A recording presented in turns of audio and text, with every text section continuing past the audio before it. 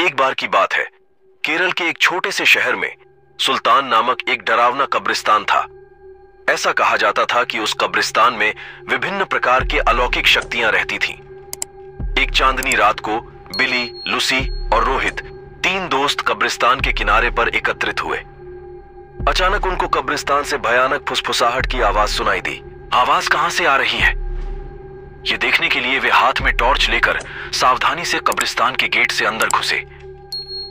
जैसे ही वे कब्रिस्तान में दाखिल हुए, हवा तेज चलने लगी। अचानक उन्होंने एक इंसान को एक मकबरे के पास टहलते हुए देखा। वो उदास और खोया हुआ दिखाई दिया, इसलिए बिली, लूसी और रोहित उसके पास आए और पूछा, कौन हो तुम और इतनी रात को यहां क्या कर रहे हो?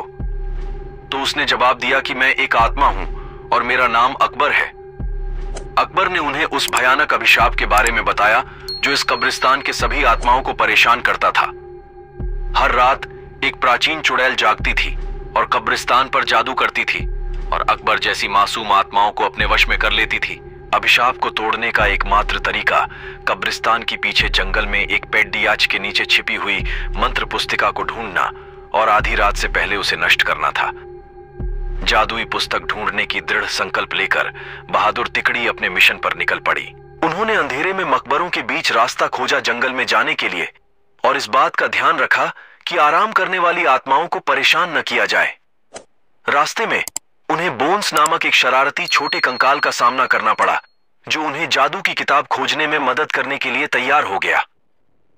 वह कंकाल उन्हें एक पुराने आम के पेड़ के पास ले गई और कहा, इस पेड्डीएच के पत्ते सब अपने पास रख लो।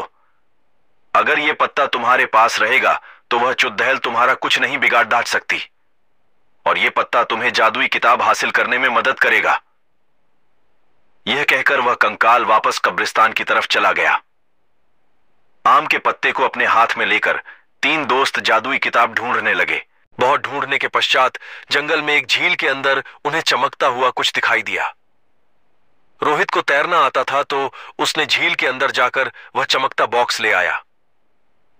जैसे ही आम के पत्ते को बॉक्स के ऊपर रखा, वैसे ही बॉक्स खुल गया और चमकती जादुई किताब बाहर निकल आई। आधी रात करीब आते ही वे तीनों अपने हाथों में जादू की किताब लेकर श्राप को तोड़ने के लिए कब्रिस्तान की तरफ बढ़े। कब्रिस्तान में आकर वे किताब को खोले और एक प्राचीन मंत्र का पाठ किया।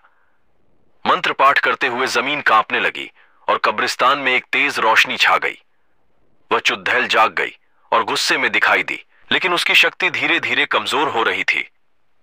उसने बिली, लूसी और रोहित को जादुई किताब पढ़ने से रोकने के लिए अपनी जादुई शक्ति का प्रयोग किया, लेकिन उन तीनों पर कोई असर नहीं हुआ क्योंकि उन तीनों के पास आम के पत्ते थे जो उनकी रक्षा कर रहे थे।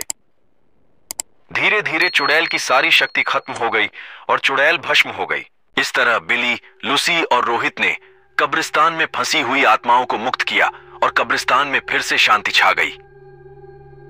ऐसी ही और हॉरर स्टोरी देखने के लिए हमारे चैनल हिंदी मोरल स्टोरी को सब्सक्राइब करें, लाइक करें, कमेंट करें। धन्यवाद।